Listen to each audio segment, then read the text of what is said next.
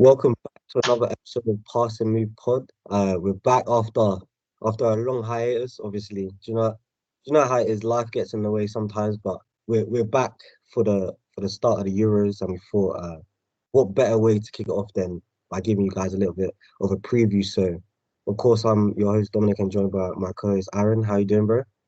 Oh, I'm good, man. I'm feeling good. Feeling good. Wrapping Ready the for the wrapping the bells from Euros. seeing.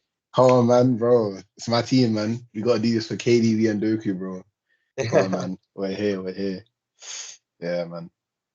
I hear it. I hear it. We'll touch on your boys a bit later, but to start off with, we'll kick things off in Group A. Obviously, we've got the host nations, Germany, in there, Yeah. as well as Scotland, Hungary, and Switzerland. But just on Germany quickly, obviously, it's been a bit of an interesting kind of journey for them these past couple of years. I mean, in big international tournaments, they've not really performed to the standards that they kind of set in 2014 when they took the world by storm, obviously winning the World Cup, beating Brazil. And they've kind of struggled. They've been in and out of managers, but they landed on Julian Nagelsmann now, who obviously a lot of people have different opinions on about as a coach due to his times at Bayern and how that ended. But he seems to have them cooking in a nice little formation now. You've got Wirtz Yeah. and Musiala as the kind of two tens. Yeah. What are your thoughts on Germany from what you've seen, how they're playing so far? Yeah. For me, I can't like they're my favorites. Like, bro, I watched them play against France, I think. Not sure if it was like the first set of games Nagelsmann had or the second set of games, but it was after like just a short while after he came, and yeah, they like played them off the park. Like it was crazy. Like, I was watching them. I'm thinking, bro, these guys could score more. I think the game ended like 1-0 or 2-0 I maybe, think it but was I think it was 2-1 or something. 2-1 yeah, something. but that wasn't like an accurate reflection of the game. Like when Mm, you watch the game, France looked lost, and Germany were like popping it around. You see Nagelsmann, all the tactics coming to fruition. Like it was crazy mm, to see the difference between that and like other like nations that play like when they play like international football. Like it was crazy. Like you see the attention to details, and also I think another thing is that they've sort of with Nagelsmann, they've sort of moved a bit past the old way of like the players they used to select all kind of being somewhat the same, I guess. Like Thomas Muller's taken a big sort of backseat now. He's going, but I don't know how much he's going to play. And you've got the young guys coming. You got Verts now. Obviously, remember he had the ACL in it from yeah, before.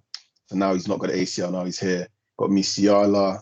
You got some new guys from the Bundesliga that have been like cooking. You've got like Bayer, who's a striker, and you've got who's the other one they had? There's Bayer and there's another one. I think he's a winger. striker, Fulkrug. Yeah, nah, yeah, him as well. But there's another one. I think his name's like Futrick or something, or Futrich or something like that. Let me check. Yeah, he plays for Stuttgart. Yeah, Yeah, and he's another one that's sort of been lighting up in the Bundesliga as well. Like these are sort of like fresh sort of faces. Like these are not guys that people maybe outside the Bundesliga wouldn't be too looked into, but guys who watch will tell you like, yo, these are serious players they're bringing in now. Like it feels like a lot of it's sort of been like just a big refresh. You know what I mean? You're actually seeing sort mm, of new players here and getting them all in their best positions. You see like Musiala and Verts with like the double tens and like Gundogan as well there. And then even Havertz, remember there was doubts over him. There was a yeah. time he even played left back. Now he's basically nailed on their starting striker. Do you know what I mean? Like it feels very like fresh and like they have a lot of energy and they're ready to go now, which is kind of cool. But yeah, I don't know. What do you think of them so far? Because for me, I think they can go far. Like especially home advantage. Mm.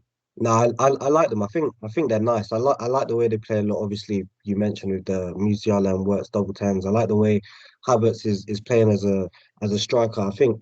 I mean, previously, if you look at Germany, they've always kind of had that big number nine. You go back to like Mario Gomez, even Miroslav Yeah, Klose, like yeah, proper traditional number nines, and now they've got Havertz, who I guess maybe in the type of in the build you could say maybe is that type of player. He's a big forward, but he's not really that type of, I don't know, stick it in with the centre back, like yeah. doing all the dirty Agreed. work stuff. He's more of a I think Nagelsmann's kind of using him more as like a false nine. And that front three, I guess you could call it, is going to be very fluid. I think it's going to cause defenses a lot of problems. I saying that though, I am kind of only thing with Germany that will kind of hold me back from saying they can go all the way would then be that quality up front. I do feel like maybe they are kind of missing it. I think off the bench, like Fulkrug has been someone off the bench who's come on and done well for them. I think it's five off the bench in his last 10 games or something like Yeah, that for Germany. He's been very impressive for them. But that, to be honest, that would be the only thing for me that's kind of their concern. I think their midfield is solid. Andrich, I've been very impressed with him yeah, at yeah, Leverkusen this season. Obviously, Cruz is going to be in there running it back one final time. yeah, Um, and we know the quality he brings. Just come off another Champions League. I think yeah. one thing I really do like about Nagelsmann as well is him playing Kimmich right back because Yeah.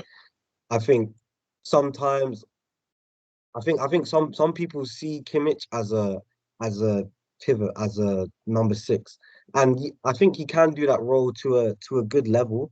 But for me, I think his best position is out wide on the right back, where he can be up and down. He can make use of that the energy that he has. His delivery into the box is great. Um, and yeah, no, I think they're really gonna be a problem. Um, in terms of their defense, though, what do you think about their centre back partnership? Because obviously they've got quite a few options. Rudiger's I in don't. there, Schlotterbeck's in Mm, there. Hummels didn't make the cut, which for me was a bit yeah, that's surprised, sad. especially But after the Champions League run. Yeah, yeah, it is sad. But I don't know. I mean, I trust it because when you look at who they've got, I think they're gonna start. I'm not sure if they're gonna start a back four or a back five. But nah, it will be four. It will be four. So it yeah, should be Rudiger, Schlotterbeck, and then I think Mittelstadt on the left. He's someone I watched probably like twice or three times a season, and he's just like he looks really good as a like attacking sort of fullback. And then I think there's Kimmich on the right. I feel like it's very it's strong, and Rudiger and Schlotterbeck, those are serious defenders, but I feel like it's enough to sort of like barring any injury or anything, I feel like it's enough for them to be comfortable. Do you know what I mean? I feel like it mm, shouldn't cause them too many problems. Like I think that's a solid. I'm not sure if I'd say the best, but it's just very, very solid centre back pairing, especially with Rudiger yeah, since he's joined Madrid, the way he's been playing like for this last season, especially as well. Like I don't know, I'm confident in them personally. I think they've got enough to take them all the way. And then you also look with like is it Andrich that sits in front yeah, of the defense? Yeah, you got Andrich as well, and Kroos doing what he does at Madrid, dropping in, taking off the mm, CBs. Like for me, it's solid. It's really, really solid. I think the only way you could really even have a bit of, I guess, don't know if stress is the right word to use, but like a bit of like, I don't know, uncertainty is maybe if you get a Rudiger injury and then you get Jonathan Tah starting, then yeah. maybe. It could be a bit ropey there. Maybe, yeah, but I think for how it is now, it's all good. They even got Gross as well. I forgot to mention him. Yeah. He's there. He can play practically everywhere. Do you know what I mean? So Anyway, yeah. yeah, no, it should be good for them. I got some confidence in them. Yeah, nah, for me, I think for most people as well, to be fair, we're expecting Germany to be semi-finalists, like minimum, to be Yeah, honest, barring any crazy draws if they get France in the quarterfinal or something ridiculous. But I think if everything goes as planned, Germany probably should be making the semi-finals comfortably. But out of the rest of the teams in Group A, though, who do you think could go through? With you? We've got Scotland, Hungary, and Switzerland. mm, Um, and it's three teams that go through some groups as well, depending on who yeah, gets the most points. But I guess for the sake of this, because we don't really know, who yeah. who's We the do who's too. the second team that you think would be best bet to go through? You know, I haven't watched any of these teams recently, Mm, but I think based off what I've seen the last time I saw anything from them, I'd probably go for one of Hungary and Switzerland. I don't think Scotland will. really? But yeah, because I feel like Scotland, when I've seen Scotland recently, they've always had like crazy, like remember that McTominay scoring run and stuff like. Yeah, but I you don't don't know you if don't they. think you could crush it again? Do you know what I mean? Nah, I don't know. I feel like it depends. I'll probably go Hungary because I Mm. don't I don't remember when it was. Probably like over a year ago now. But the last time I saw Hungary play, I was impressed with them. Can't lie. And they've got a few guys there. I know they've got the one guy from obviously got Szoboszlai from Liverpool. Yeah. They've got the one guy from Bournemouth, the left back. Oh, Kirkez. Yeah, Yeah, he's good. yeah, they got him as well. Like they got a couple guys there. I don't know. I seen last time. I remember they played England and they whooped England Yeah, like it 4 did 0 or well. something. Yeah. So when I watched them, I was actually impressed with like what they were showing me. So yeah, I'd probably go for them. But yeah, I wouldn't be able to tell you too much rationale as to why, and it's just the vibe I get from them. What about you? Nah, fair enough. I think Hungary. I've just been. I won't lie and say I've been watching, but I've been reading up about them. And they're one of the most solid defensive teams. Coming into this tournament in qualifying. They've been really solid. I know. I think last calendar year, 2023, they only conceded 7 goals in all their Really? international games. And like So their coach, I can't remember what his name is, but he's this Italian guy. And he's been kind of drilling that into them for them to be solid and difficult to beat. There was one game they played against Germany. It was a 1-1 earlier this year, I believe, and mm, they had more than enough chances to win the game. They really limited Germany. Germany had the majority of the possession, but in terms of shots and creating clear-cut chances, like Hungary blew them out of the water in that sort of aspect. The only kind of worry I'd have with them is just uh the quality going forward. I yeah. know Szoboszlai is going to be their main man in the final third, and it's going to be different for Hungary. Of course, international football is different, and he's going to be the main man there. But no, I mean, this season at Liverpool, I don't think he's been the greatest. Yeah. Like his form coming into this tournament isn't really of that for me to say, yeah, he's going to carry this team through to the knockout stages. Um, but I'd say they're definitely a good shot for second. I think we need to give a bit more respect to Scotland though, because they've had a solid qualifying campaign, and Yeah. they they they know how to get goals, bro. I mean, McTominay, McGinn, even Oh, even I forgot Callum McGinn. McGregor can pop up from midfield. They've got options, and obviously they do have quality at the back as well with Kieran Tierney and Robertson, who'll be playing as left wing back, kind of providing balls into the box. So I think they could be a bit of a threat. Um, I don't know. I don't know if they have enough to kind of displace Hungary, but I don't think they should be slept on. Do you know what I mean? I think they could definitely come Mm, into this tournament and do some things. But I hear you. I hear you. What about Switzerland? You don't think Switzerland have got bro? Switzerland have got ballers, you know. Bro, they got a Kanji. enlighten me. Who's that? Bro, Who's that? they got a Kanji, the main man. They Oh, got Kobel, the Dortmund keeper. I think he's really good. oh yeah. And then they got Sommer as well from Inter. So they got two quality keepers. Um, I don't know if you remember. Actually, you definitely remember back in the day, Ricardo Rodriguez, the left Oh back. yeah. Ah, you know, we play nah, left back. nah, I think he plays centre back now for them. But Oh yeah, wow. they've got Akanji and Cher going. So I'm assuming that would be two of their main Makes centre sense. backs. And then obviously they've got Shaka, Shakiri, bunch of borders. They've got Zakaria, who had like that good 6 months for Chelsea. He's actually someone I thought would kick on a bit, but I haven't really heard from him since, to be fair. And then they've got Mbolo, that's like a Yeah, FIFA build on all 15 them legend. history, man. Yeah. FIFA 40 career mode legend. Crazy. And then they got Noah Okafor from AC Milan. Those are like the main guys that I sort of recognize. It's a decent squad to be fair then. Yeah, Yeah. not Yeah, bad. no, But yeah, yeah, we'll see how they definitely. play in the end. Yeah, they could definitely make something happen. I think Group A will be quite competitive for that second/slash first spot. To be honest, Mm, I expect Germany to kind of walk yeah, their way through it, but I think the other three teams really are quite evenly matched and could go at it. But yeah, from one group that's seemed to be quite standard to Group B is probably the group of death. We've got yeah, I think so. Albania, Croatia, Italy, and Spain in this one. Ugh, So ugh, that's not nice. it's not nice at all. Where do you want to start with this one? Spain? Uh, yeah, sure. Could start with Spain. Why not? See, Um, Spain for me.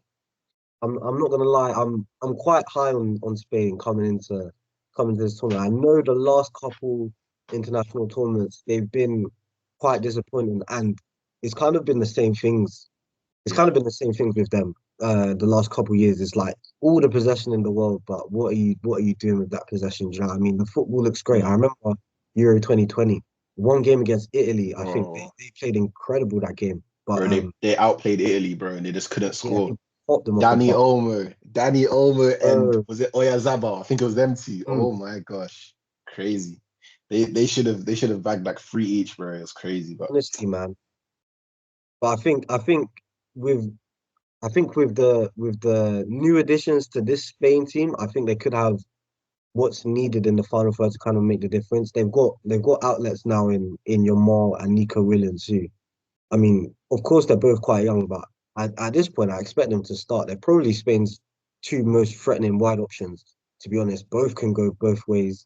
Both are comfortable taking on their man, creating chances, yeah, scoring goals. Like these are two like top quality wingers that they've got now as outlets on either side.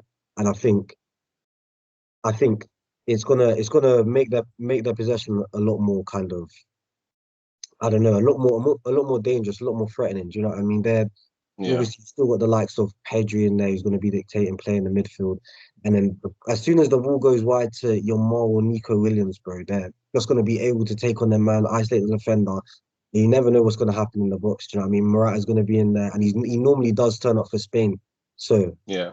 but yeah, what are you thinking on Spain this tournament? I haven't seen. I can't remember there was a list I saw of like names that were getting excluded, and damn, I can't like it shocked me. I saw I think Kubasi, the young Barca Yeah, centre the back, Barca centre got back. excluded, and there was maybe like two or three others that I saw didn't make it as well. But Mm, on the positive side, bro, ball is everywhere, bro. I can't lie. yeah, You look at Jose Perez surprised me. I haven't been watching him, but apparently he's been doing well for Betis. He surprised me quite a bit. Um, look at obviously Yamal. I'm pretty sure he'll still be 16 by the end of the Euros. I'm pretty sure because he's late. I think he's late. I think he's June or July 2007. So yeah, he's crazy. Very like for yeah. I don't think there's ever been a 16-year-old this good ever. Honestly, Like like to be honest, yeah. that's it's crazy. Like this is one of the best wingers in the world, and we're talking about a 16-year-old. That's crazy to me. Mm, So yeah, obviously that's a massive advantage. Um, I think now their team's a lot more like it feels like there's a bit more sharpness and a bit more edge to them. When you look at mm, guys like Grimaldo, I'm not sure how much he's gonna play. I haven't been watching their games. But I know Grimaldo's been playing good this season for Leverkusen as sort of that yeah. attacking player on the left flank. You also got guys like, the one and only Rodri. Can't go wrong with Rodri. And then you got Holding it Pedri as down in the well. midfield. Bro, it's crazy. Like I can't lie, they've got Zubi Mendy as well. It's crazy. They've got Yeah. a good bunch of players here that can do something. I think the issue it won't be as bad as the other years, I think, but the issue will still come down to goal scoring. Luckily, this time Mm, you've got two brilliant wingers in Nico and Yamal, but I think it will still come down to whether they can put the ball in the box and you know score goals. It's going to come down to Morata. The one thing they do have, which they would have missed if he wasn't here, was obviously Gavi's injured, but yeah. they've got Fermin Lopez who's going to bring something. That's sort of his like main, I guess, selling point is that his box crashing is really good. Like he's sort of Yeah. like a box crashing number 8 that will get in there and he'll clean it up and he'll he'll score goals when you need them in it. So I feel like that's sort of one thing that you can sort of expect to see a bit of this sort of Spain campaign is maybe Morata missing a few chances here and there.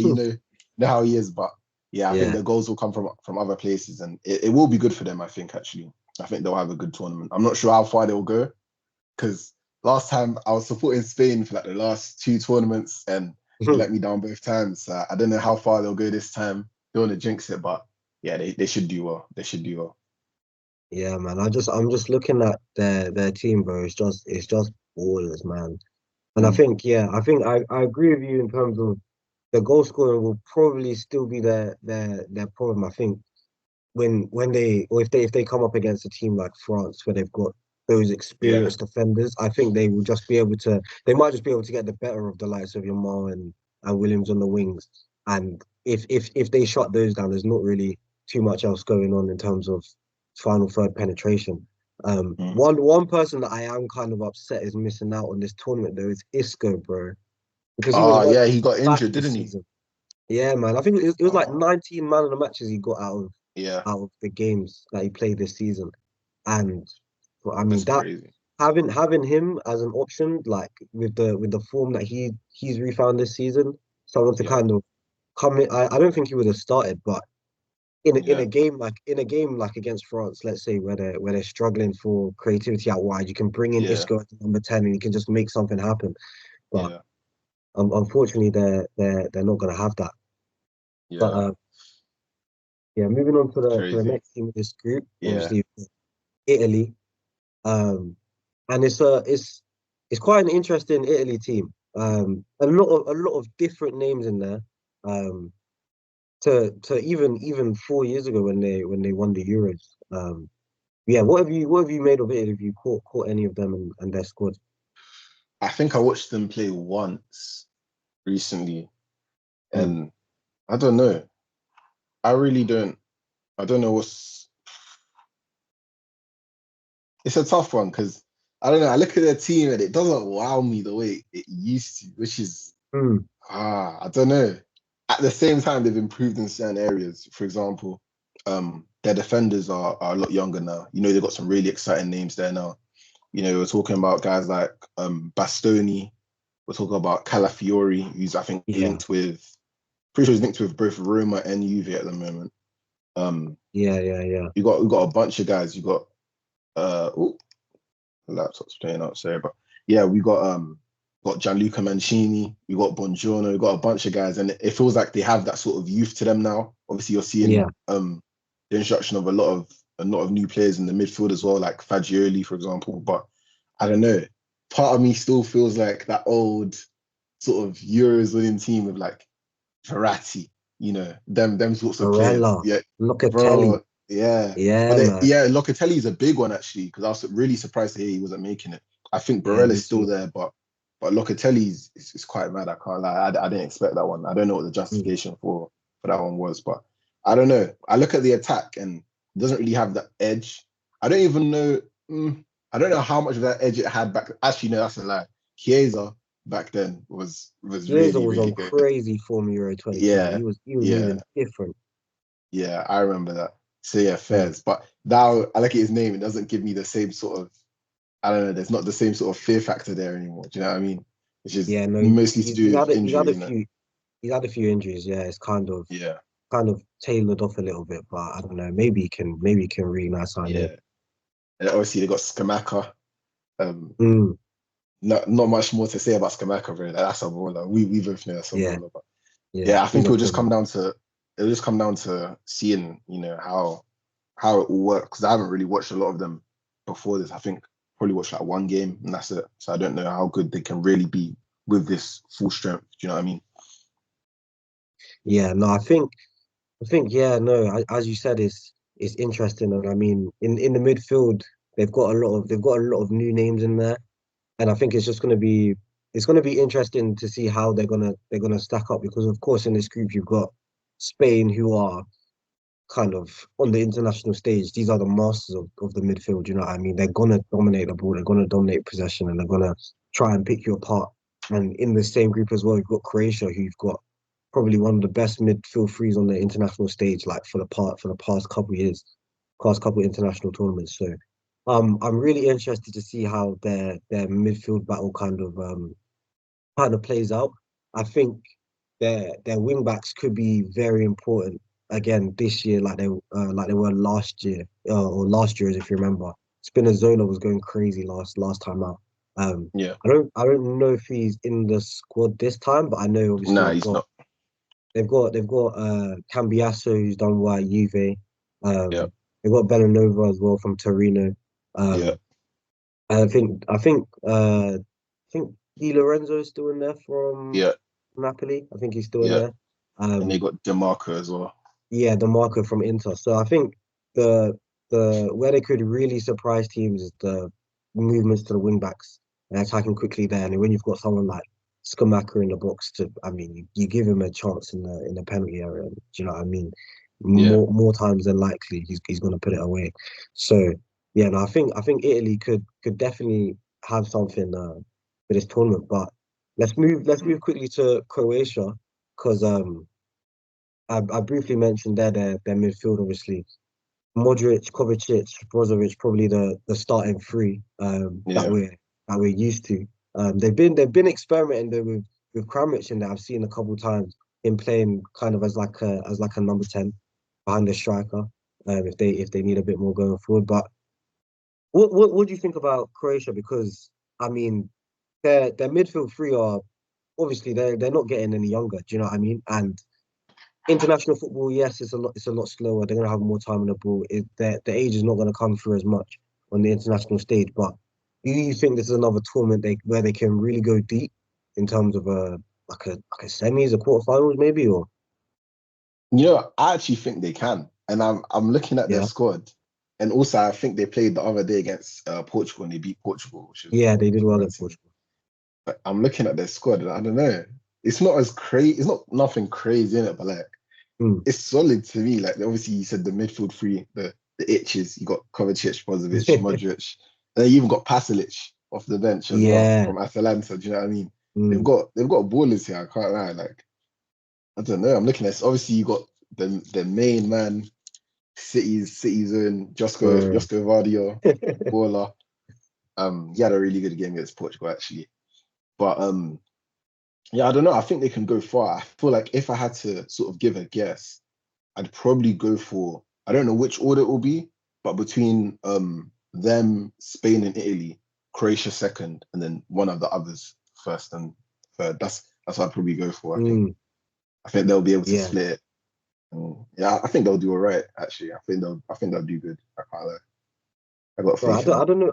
I don't know what it is, but just recently, I feel like since the 2018 World Cup, Croatia just become this like solid national team. Like it's not like they're not a joke at all. Like I'm not saying they were previously, but they Mm, are like really one of the I wouldn't say favorites to win, but they are one of the teams that you expect to go deep, and they do, as you said, they do have quite a good squad. I think Perisic is still in there. Obviously, he's not at yeah, the heights he was a couple seasons ago, but he's still mm, in there yeah, as one of the attackers. And yeah, they could definitely make things happen. I think I agree with you as well. I think they probably come out second in this group just because of I don't know, their know-how on this stage. Like a lot of this squad have been to a couple international tournaments now, and I think mm, they have enough to qualify second in this group. Me personally, I'm putting Spain as first, and I think Italy would be the third place team. And I think for Albania, it's a bit unfortunate with the group that they've been dealt. But mm. moving on to Group C now, and of course we've got England, Denmark, Serbia, Slovenia. So I guess we've only got one place to start, and that's England. So I Yeah. think I think to be honest, yeah, let's start with the squad because what are your thoughts on the squad overall? Mm. So no, there's a few talking points. There's a few Mm, talking points. I think for me personally, I think the worst decision out of all of it, I think actually the worst decision is Brantwaite. That's what I think. I think no mm, Brantwaite is crazy because John yeah, Stones is he's breadsticks right now. not Maguire is right. not fit, and then on top of that, um, that means who played was it Gay? Gay played the Yeah, last game, yeah, yeah.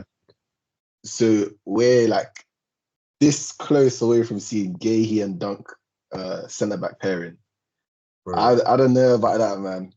I don't I'm know. I I'm get not Gay's I'm good not though. trying to see Dunk on this international stage, bro. Not Bro. at After did you see the friendly against Belgium? I know you didn't. It's your boys. Oh, that was hilarious, bro. That was the same. He did the same error against Lukaku in Europa League, Is Roma it? versus Brighton. The same thing. Yeah, I'll send you the clip afterwards, bro. He's like trying to control the ball, and then he's like and he's chasing him back, and Lukaku just goes and slots it past the keeper, bro.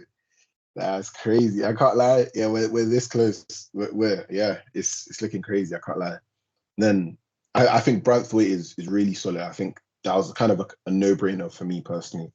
I think after that, then it starts to get a bit techie. I think that's where you start talking about the winger situation. I Yeah. think, so me, I don't know. I was a bit more on the fence because, right, for me, I think Gordon is better than Rashford, right? But but Shout. yeah, but Rashford, there's just some like it doesn't matter how like what form anything, yeah. Just some situations, bro. Give the ball to Rashford, he's gonna bang it. Do you know what I mean? Bro, listen, I need to say something, yeah, because people always talk about Rashford like this when it comes to England, yeah.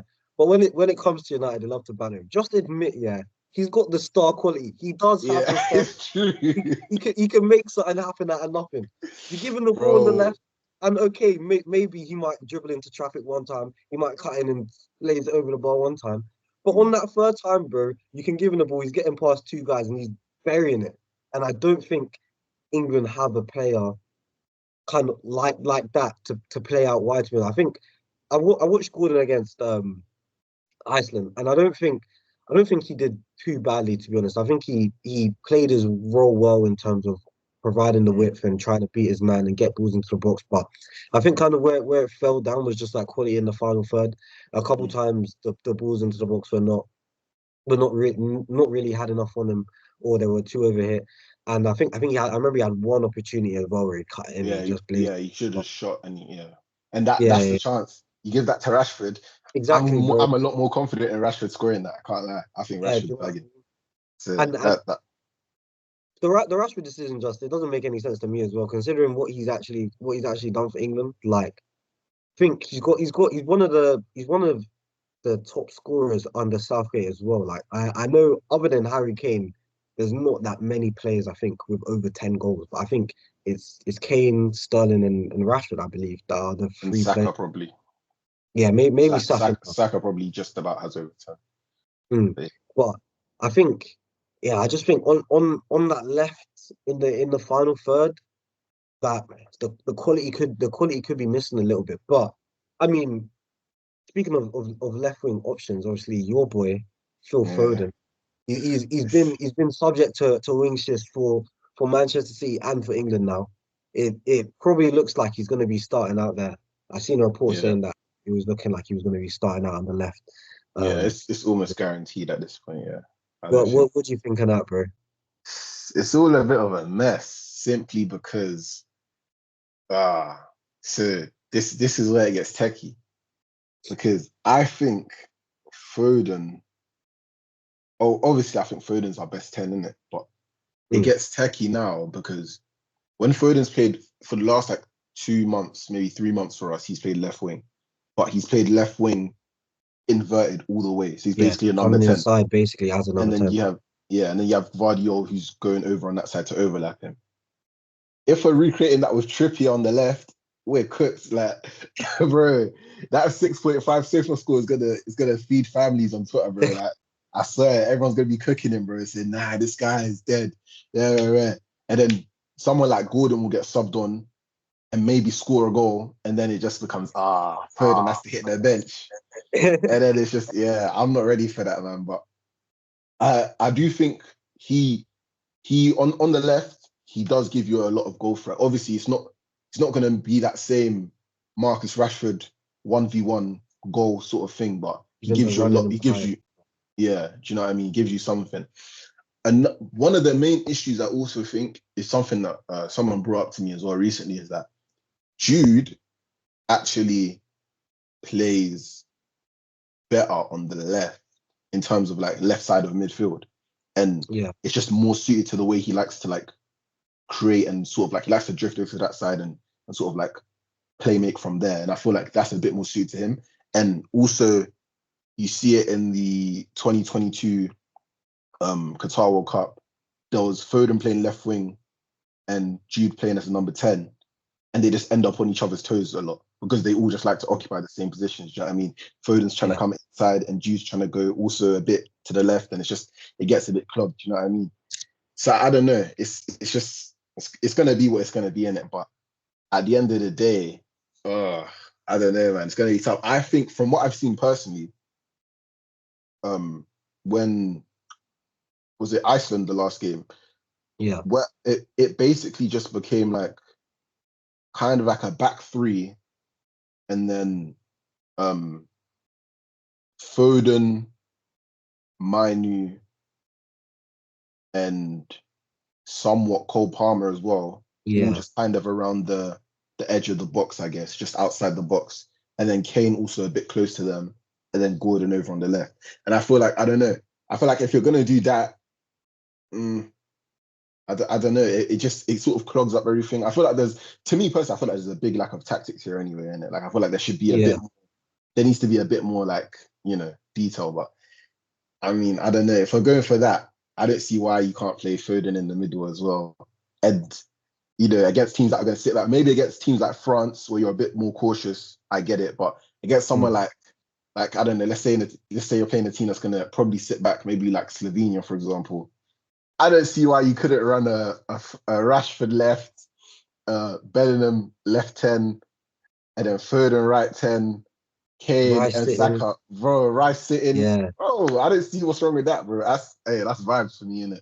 Especially when a lot of it is just gonna become like the players will have to figure it out for themselves anyway. Yeah. To me, I don't see why that can't run personally. But I know based off like squad numbers and everything, we're gonna see Trent, Rice, Jude, and then Foden left side, Yeah. and then Saka right side.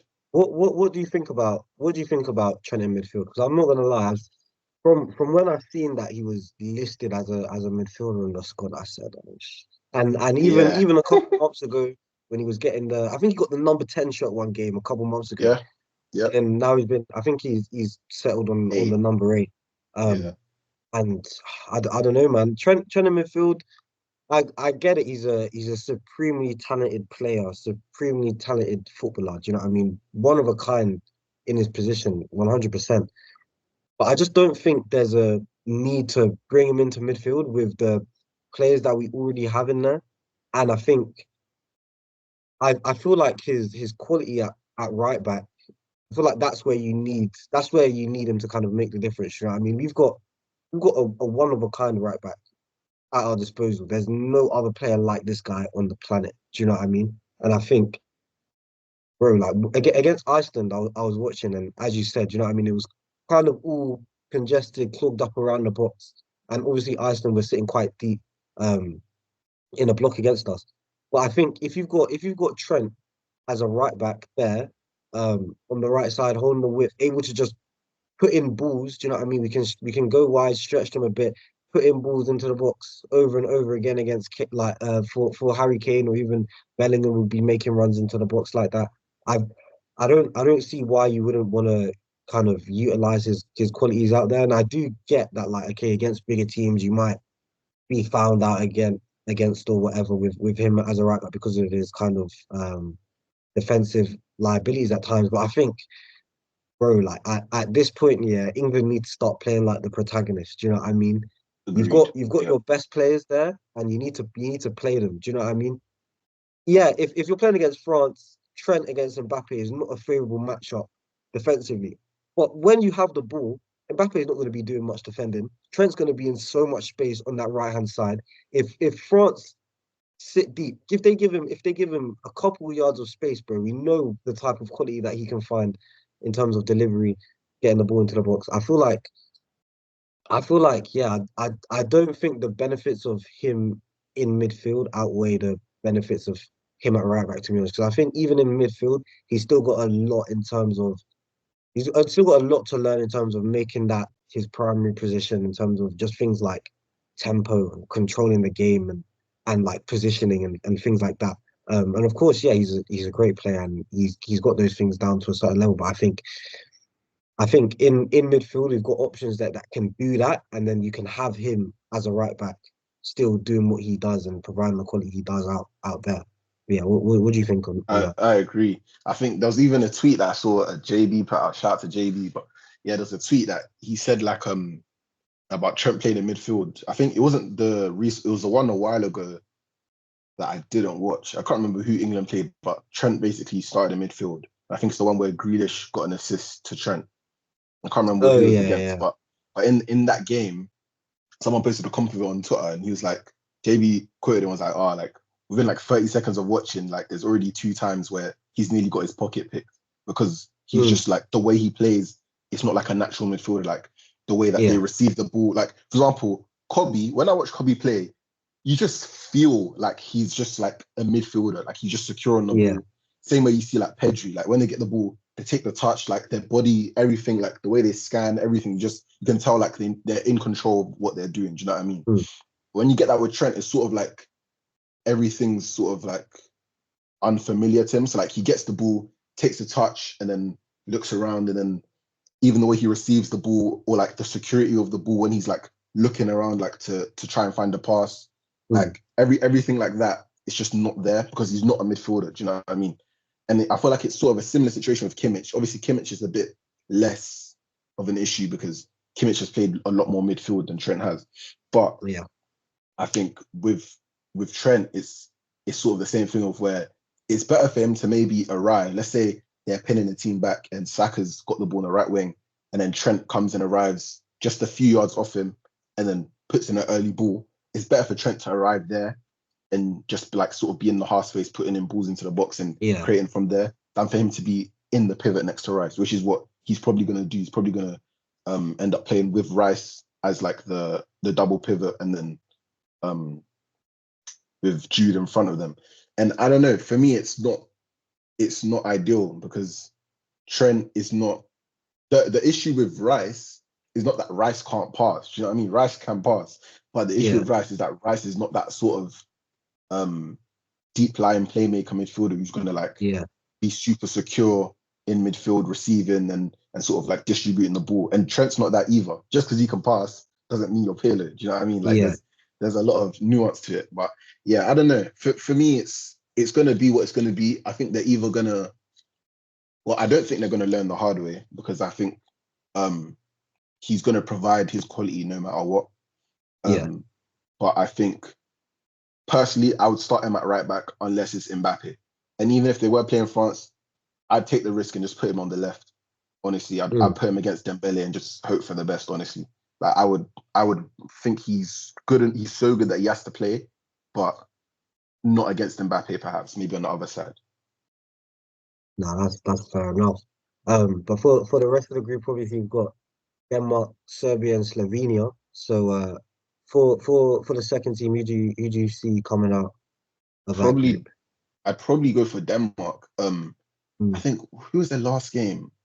Can't remember who their last game was against, but they played someone recently, and I was quite impressed. I think it might have been Norway actually. I think it was Norway, and they went like I think 2-0 up early.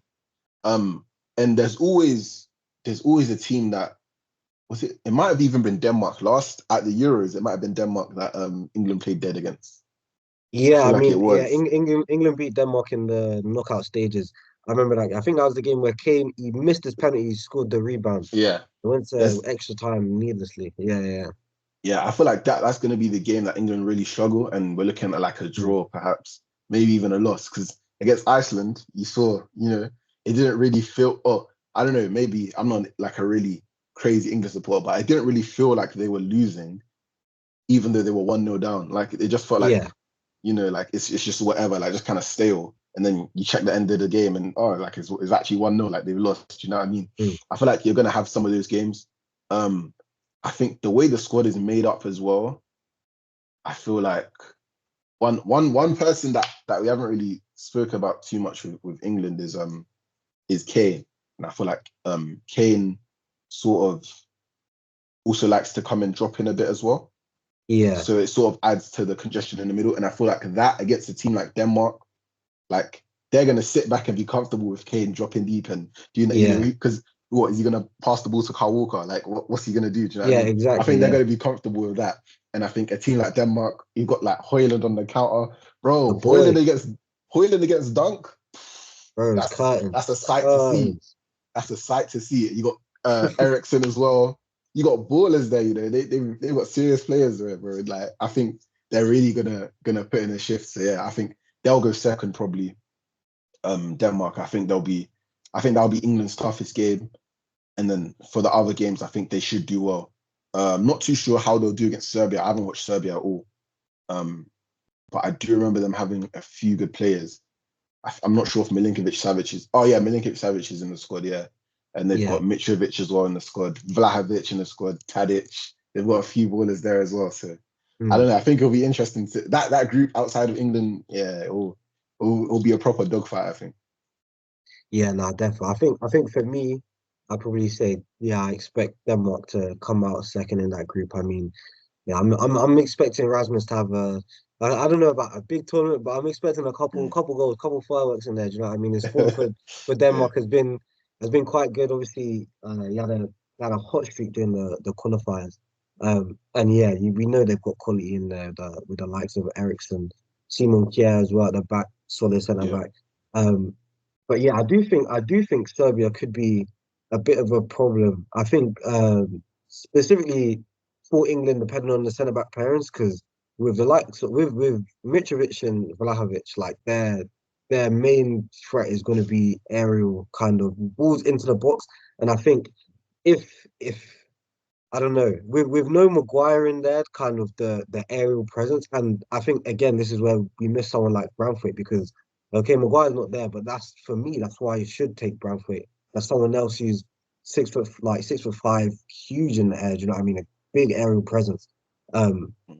and yeah, I don't know. I just feel like if it's Stones and Gahey against Vlahovic and Mitrovic, bro, I don't know. I think It's we tough. that you could get caught out a couple times. I don't think it would be enough to kind of upset England, but I mean, you never know. Do you know what I'm saying?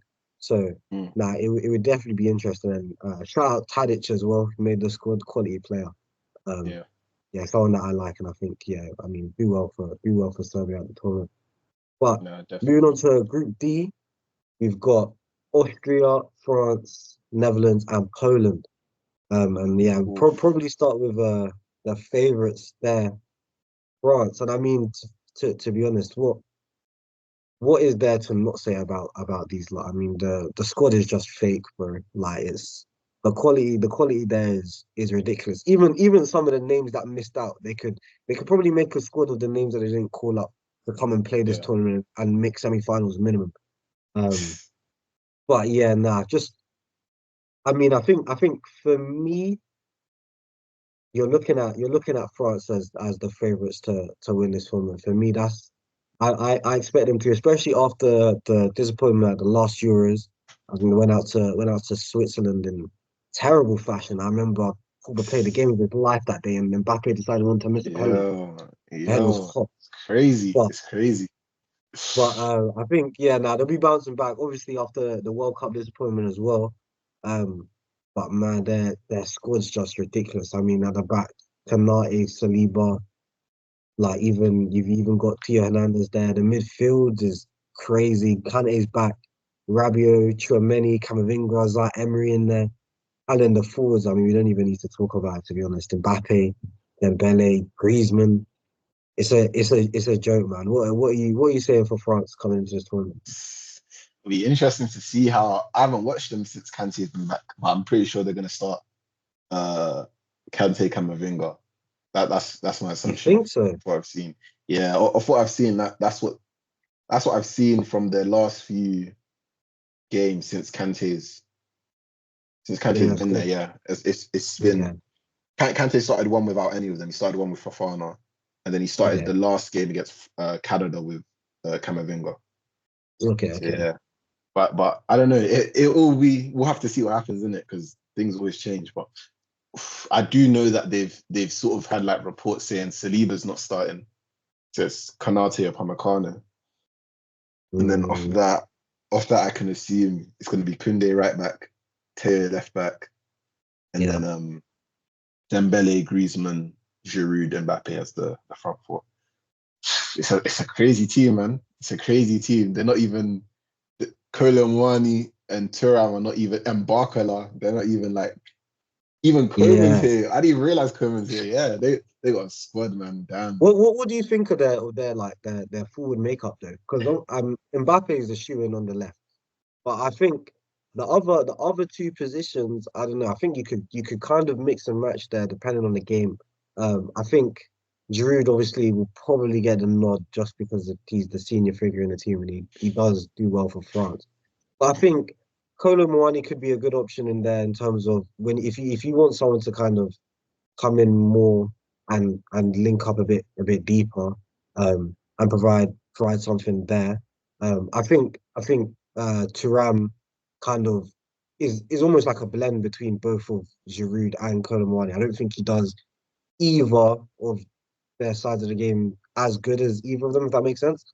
But I Yeah, think agree. he's a nice blend there. And on the right, obviously, you've got Coman, who's an option over Dembele. And I guess maybe you could throw Thuram out there as well on the right. But what are you saying for the front three? Is it just as simple as Dembele, agree, Mbappe and Giroud?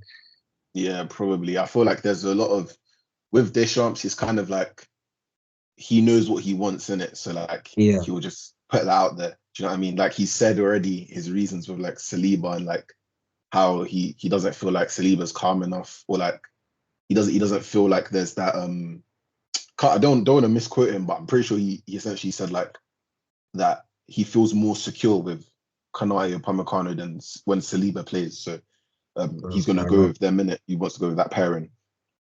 And I feel like that's how it's gonna be. Like if he's feeling Dembele, he's gonna put Dembele there. You know, it's only gonna take maybe some serious bad performances for him to move things about and bring in Coman and that. Yeah, But yeah, I think that's it's basically gonna be standard. I don't see Barcola getting many minutes. If it was up to me personally and I was in charge, I would have called Elise in it. That's just me. I'd have yeah, shouted bro. Elise. But yeah, I think it's pretty standard. They should get through the groups pretty easily. It will just come down to performance and how the team works together. Because when I watched them play against Germany, they lost 2-0. Yeah, it wasn't good, man. Mbappe was getting locked up by Kimmich, bro. Like he was really that's a really like that's a really like interesting thing how Mbappe does this tournament off the back of the last World Cup. We'll see. Because if he maintains those Off the levels, Yeah, off the back of the last World Cup and off the back of obviously this move to Real Madrid now that's been mm, announced, like all eyes are going to be on him for this tournament. Obviously, from a France perspective and the Real Madrid fans, do you know what I mean? yeah, They're going to be wanting to look at what they're signing coming into this coming into the next season. So now it's going to be interesting, but I mean, I think to be honest, the only way France kind of flop in this tournament is if it's something internal, some yeah, sort of beef within the camp. I reckon they're shooting for semi-finals. You know, for me, I'm expecting them to go all the way. But okay, as for the probably the second favorite in this group, I'd say yeah, Netherlands. Um, yeah, yeah, straightforward. I yeah, think, yeah, yeah, I think yeah. I mean, they've got they've got a nice squad. I feel like it's a bit lacking in certain areas, particularly in midfield with the loss of Frankie de Jong due to injury. I think that's going to be quite big for yeah, them. that's a huge But one. I mean, I've been seeing recently that their front three has been quite successful. Gakpo, Depay, and Xavi Simons kind of combining and rotating fluidly in there. It's looking quite good. Mm, I'm not sure in terms of against more stronger defenses because they've been doing well in their friendlies and stuff. I know they've been hitting teams for like 4 and 5 and stuff. But against stronger defenses, I'm not sure how that front three is gonna hold up. And I think they're quite solid in defense as well. Obviously, the likes of Virgil van Dijk, De Ligt, Ake, you've got in there. Um, Frimpong, I think is gonna be very important for them as a They- as They've a even right. got him. They even got him listed as a forward here Oh, is it? on the Euros website. He's listed as a forward. That's Yeah, funny. it's Did they have crazy. Dumfries as a forward as well? Is he a defender? Nah, he's defender. So that's Oh, damn. says something, I guess. They got Yeah. Matson listed as a midfielder as well. Oh, wow. Fair enough. Yeah, Matson, yeah. What I don't what know. what are you saying about Netherlands though? I don't know. They've got a really good defense. I think Hmm. the issue will only be like the midfield slash attack. Like Xavi Simmons, you could put as the 10 if you were gonna play a 10. I'm pretty sure they won't, but if you were going to, I think you'd put him as a 10. And Yeah. then I don't know, you can get I feel like there needs to be a bit more spark than just Depay and Gap. I feel like Xavi's gonna bring that sort of spark to the front line, but I feel like Depay and Gakpo, I feel like there's not enough there for me. I need a bit something more, Mm, do you know what I mean? yeah. Um, but yeah, I can't remember who. It slipped my mind, but I know there's one player, I think it was a midfielder that didn't make it. And a lot of people are upset about it. They were saying, what, like, how can this guy not make it? But yeah, I can't remember who it was, but yeah, hopefully you'll come to me in a sec. But yeah, I think there should be pretty standard. Like they'll go to, I think probably the quarters and then get knocked out. I think it'll Yeah. be around that. Yeah. No, I can see that. I just their midfield just doesn't really fill me with any sort of, I don't Yeah. know, like Gravenberch is not, he doesn't really have the same hype as he did a couple of seasons ago. Yeah. Reiner's in there from AC Milan. Koopman is from Atlanta. Of course, they've had a great season, winning the Europa League. But even still, Joey Verman from PSV, Jody Schutten from PSV as well, and Wijnaldum who's in Saudi now.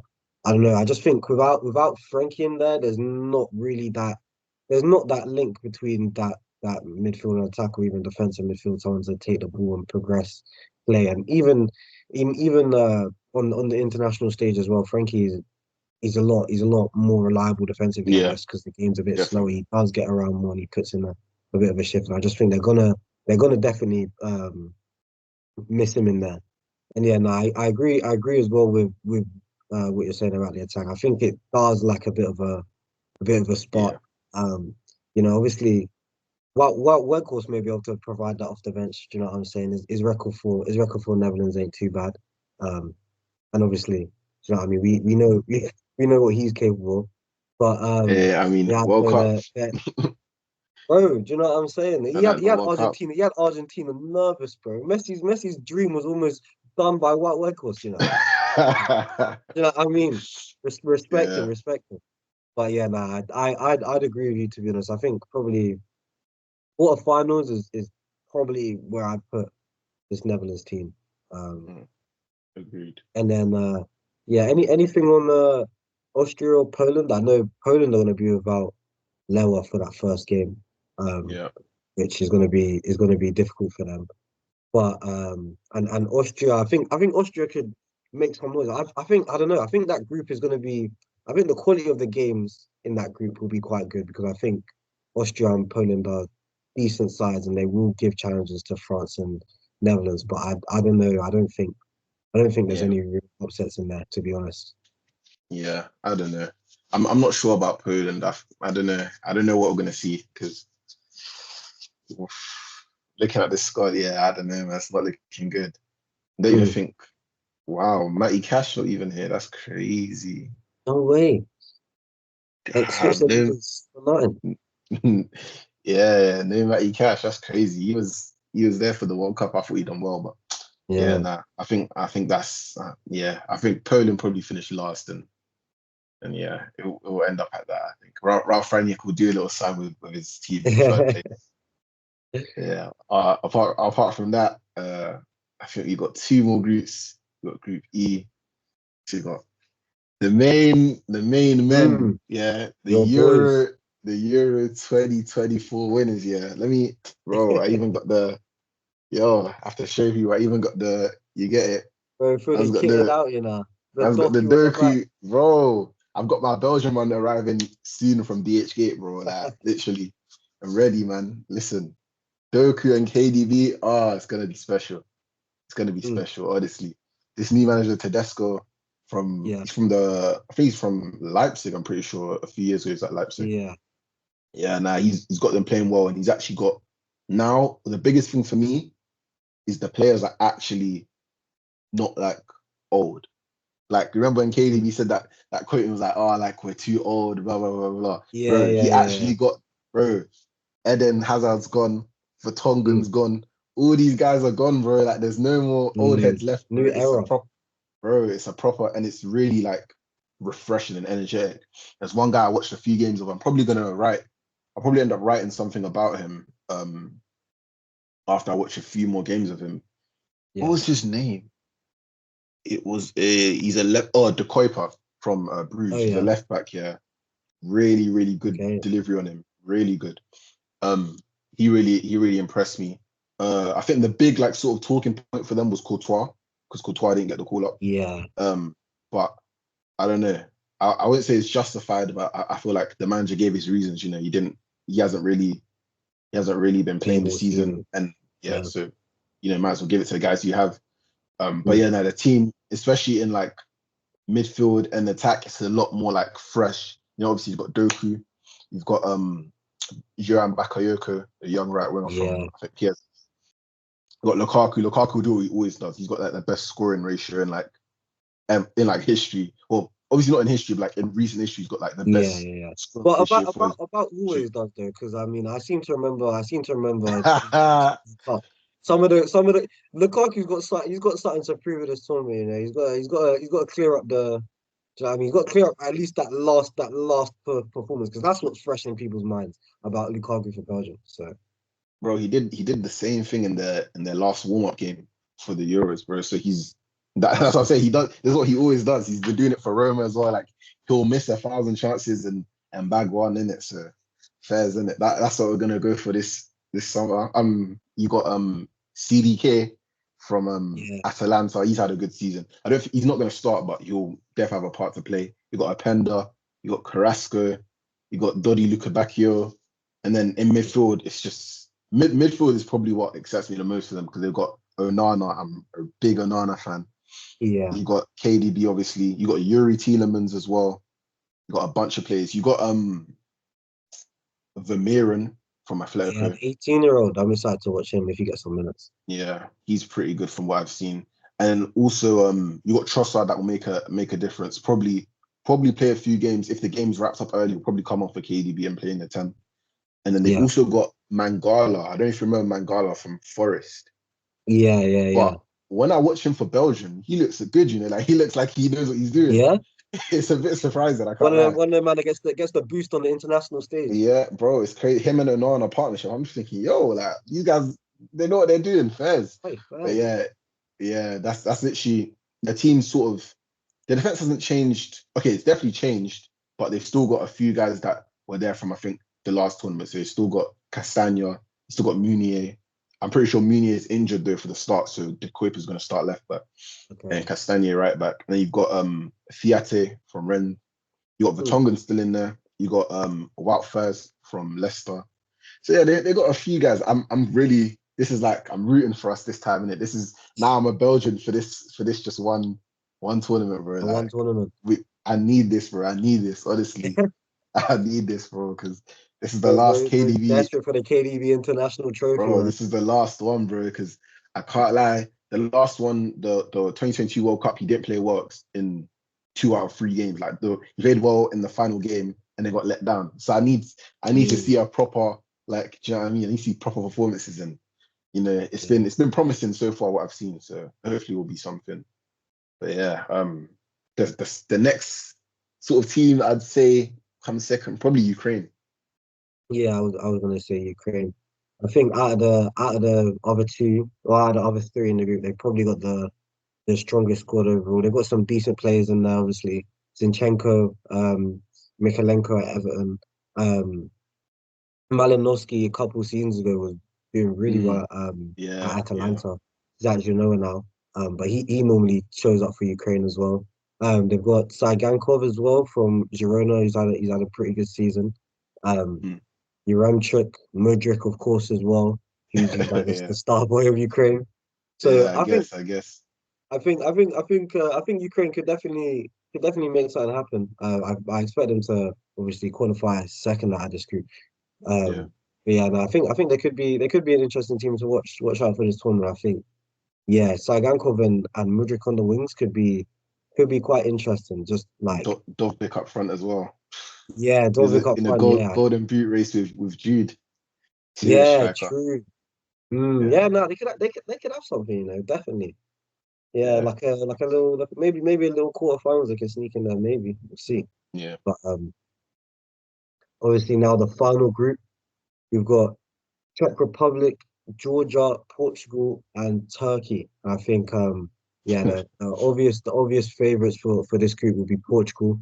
Mm. Another squad that is just stacked, to be honest. I mean the quality that they have here, and I think it'll be interesting. I feel like there's not really I feel like there's never really like pressure on Portugal to kind of do well Mm. at major tournaments, and I get because I mean historically they're not like the largest nation.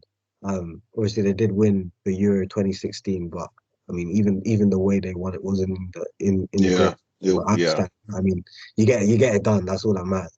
But Mm. I think. bro, if you're looking at their squad now, I think pound for pound, I think it might be only second to France's squad, to be honest. If you look at just the quality everywhere, you've got, I mean, goalkeeper Diogo Costa solid there. In defense, you've got Diaz, Inacio, or Silva starting. You've Pepe got as well. Cancelo, Dallo, um, yeah, and then in midfield as well there, Bruno Fernandes, João Palhinha, Mateus Nunes, João Neves, Bernardo Silva, and then the forward lines as well. uh, Leao, Neto, Felix, Jota, obviously Cristiano Ronaldo. Yeah, I think it will be interesting. The only thing that kind of just jars me about Portugal is the fact that Roberto Martinez is their manager, and after Mm. what he did with Belgium for all those years, do you know what I mean? And I mean, to be fair, like he didn't get bad results at major tournaments, but that was a golden generation Belgium team, and the best they got was a third place at the World Cup. You know, what I mean, you wouldn't have expected from those group of players a major tournament winner, at least the finals appearance. Do you know what I mean? Um, Mm. so it'll be interesting to see kind of how he sets up Portugal. I think for me, I don't think Ronaldo's been starting. Yeah, he's starting now. He's, Actually, they're playing right now. He's starting he's today. starting right now today. Yeah, they're playing now. It's him and Leao as the top two, Felix in the 10, Bruno and João Neves, and then Dallo, Cancelo wing backs, and then Silva, Pepe, and Inacio as the back three. Mm. I mean, It's going to be interesting. it's a good team, obviously. I just don't know about Ronaldo from the start up front. Yeah, I mean, I understand I the think. whole Yeah, the whole clamor is Ronaldo and stuff, but I mean, I just think you at this point I think you probably lose too much by starting him in the place of another attacker. Um, than you do if you bring him off the bench, bro. Like if like I'm not saying Ronaldo should get no minutes. If it's 0-0 60th minute and you're looking like you're not gonna get a goal, like definitely chuck him on. Like he's inevitable. Do you know what I mean? Like if you get the ball to him in the box, it's going in the goal 9 times out of 10. mm, So, but I just don't think from the start he's really the one. I think this mm. tournament though, my boy Bruno Fernandes, I'm looking out for in this tournament. I need him to have a big tournament because I think over the past year he's been insane for Portugal. I think it's like 40 GA or something in the last calendar year for Portugal. And Yeah. people have been saying, yeah, he's feeding off friendlies against Luxembourg and Slovenia Liechtenstein and and them Uzbekistan. teams. You know, what I mean, stat padding. But Yeah. bro, I mean, bro, when Harry Kane stat padding against San Marino, Bro, oh, it's oh. true. It's Anyway, true, bro. Equal but no, standards. I'm looking for him to have a good tournament. I think Bruno plays. I think he plays better for Portugal because he can play more as a actual number 10. I think at Man United sometimes in recent years he's been tasked with coming a little bit deeper to help us kind of in progression because we haven't really had a midfielder who can do that. And sometimes he's been playing out of position for us on the right wing and false nine and all that. But I think for Portugal he plays as the number 10 that he is, and we see the kind of Bruno Fernandes that we saw when he first came to the Premier League and he was scoring and assisting like every game for fun. And I think he really could be a key player for Portugal. I expect Bernardo Silva to probably be starting out on the right as well. Yeah. uh, Incredible player. And for me, I'd start Leao on the left. I think I Yeah, think he he could will. really, yeah, he'll be that X factor for them, um, in terms of their attack. But yeah, what are you thinking about Portugal? I'm just looking at some of the teams right now, and it's hard to judge because they play a lot of friends against like their teams, isn't it? But like a Yeah, lot of their games, what I'm seeing is a pattern of one player we haven't mentioned yet that I think's probably good. That would probably be my pick to have a really good tournament. Or there's two actually. One's Conceição, the right winger. yeah, He won't start, so I don't think he'll have a big tournament or anything. But he's a really good player. I wrote a little scout report on him the other day. But Vitinha is someone that I've seen quite a bit of. PSG. Yeah, Yeah, I thought he was really good in the Champions League for them, and also for them for Portugal as well. He's been really good. I feel like he can have a really good tournament. I'm just trying to see whether, based on their old lineups, whether he'll start or not. because there's a lot of him starting, and there's a lot of Bruno's guaranteed to start. Bruno will 100% start, and then Vitinha will probably start, but it's going to be either Neves or Palhinha as the six. I think Paino will probably be the starting six. I think Yeah, he's the most natural, like out of those three options, he's the most like natural, actual like sitting six. Um, yeah, but I think I think João Neves could have a very big tournament because I don't know if I don't know if he'll start like every game, but I expect him to get quite a lot of minutes. Like he's very highly rated in Portugal, obviously, 120 million price tag on him. And yeah. I mean, from what I've seen, he can do everything as a midfielder. Do you know what I mean? He He's can, brilliant. Yeah, yeah, win the ball back, pass it, create chances, dribble, um, strong in the tackle, got an engine on him. So yeah, I'm expecting him to have a big tournament. yeah. No, I agree. I think I'm just looking at based off what I've seen in terms of the squad. I think like the numbers indicate that it's going to be Palhinha, Bruno, and João Neves as the three. Really, That's what the squad numbers alone just indicate that to me. But it's a it'll be solid interesting. midfield though. Yeah, that's very good midfield actually. Yeah. Yeah. Um, it'll be interesting to see how they do. I think they'll do pretty well from what I've seen. They've got two squads, like two systems. They play the standard 4-3-3, or they play like a three at the back with like the Yeah. wing backs that they're using now. So it'll be interesting to see how far they actually go. But as for like a golden boot, do you have any predictions for golden boot and player awards for Euros? Ooh, for Golden Boot. Golden boot. Do you know what? I don't know. I don't. I don't. I don't know if. I don't know if this is gonna be a crazy high scoring like tournament for individual player. I think back to. I think it was it last Euros or the Euros before where the top scorer was only like 3 goals or something like that. Nah, it wouldn't have been the last one Or maybe because it was a the couple of last years ago. because Maybe the in last one I 2012. think was five. I remember Okay. Schick and Ronaldo both got five. I'm pretty sure. Yeah. You're right. There, that was the last one. Yeah. But I don't know because I think I mean the obvious pick is probably Mbappe for Golden Boot. Mm, So do you know what it is? I'm probably am gonna go Mbappe just because of mm.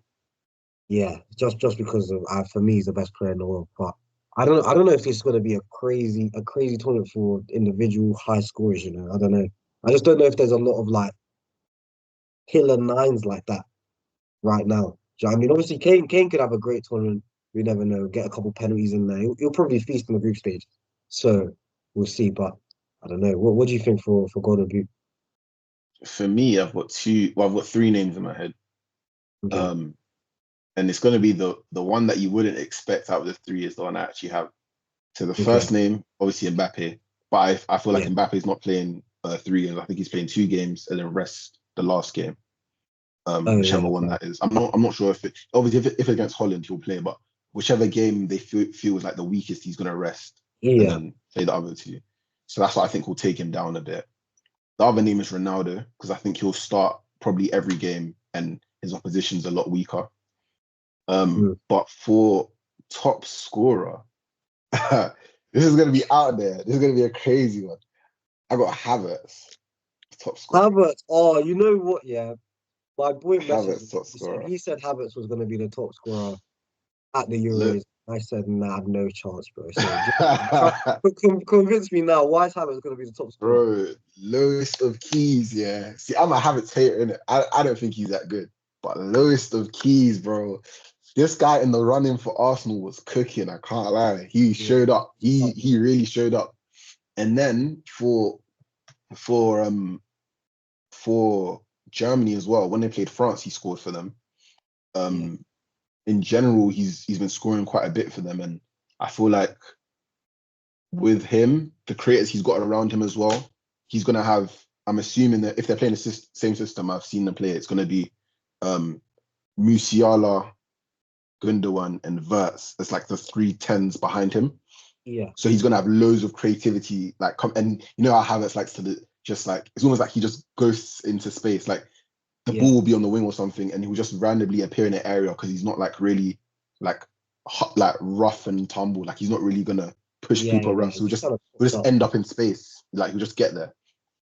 And that's why I think he's gonna score a lot in the group stages at least, and then later on in the tournament he'll get some goals. So yeah, I'm seeing maybe 4 or 5 goals for Havertz if he can bag two in his first game and then another one and leave the group stages with 3 goals. I think he can go on for like 5, 6.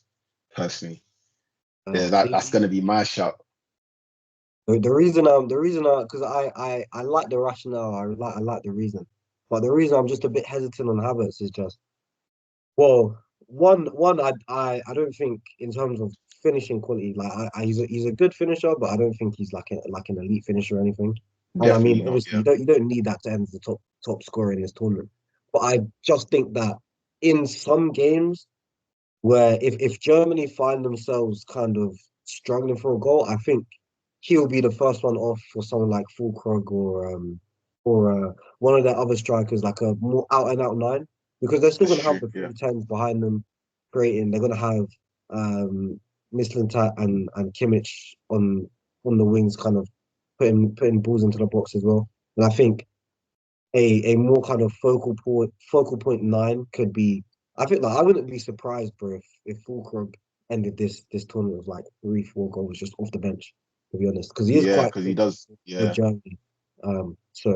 So yeah, no, but fair enough with the Havertz shout, man. We'll see. Who do you have for best player though overall? best player. Um,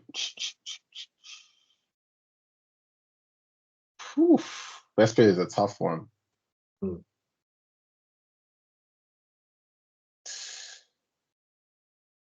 I think it really best player for me always depends on how far people go. Yeah, So I think it will probably end up being Mbappe. But if I'm saying best player, I think you could be looking at a KDB here, lowest of keys. I think you could be looking at KDB for Belgium. I feel like they can. It just depends on how far they go. Because if you don't make it to the semis, you're not getting best player, like guaranteed. yeah. So I don't know. I don't know if they're making it semis. I think I'll probably go Mbappe simply because I think they'll go to the finals and he'll be their best player regardless. Yeah, yeah, probably Mbappe. I think. What about you? Same. Now, see, we're looking crazy biased now because you just said KDB, and my best player is going to be Bruno Fernandes. But no, I just think with the form that he's on Portugal, and even the form that he was in for United at the back end of the season, um, popping up with big goals and assists in the running. Um, I think, yeah, and I think with the kind of responsibility and role he has, Portugal, um, I think he's like after Ronaldo, he's kind of their go-to guy in attack. Do you know what I mean? Yeah, He's gonna have the likes of Leao and Neto off the bench, like making runs in behind. There's only so much movement there for him, and yeah, maybe he's not the most kind of uh tempered passer, but do you know what I mean? He's gonna be putting balls into the box, creating chances. And I think no, I think he can have a good tournament. And I expect Portugal, to be honest, to get to semi-finals.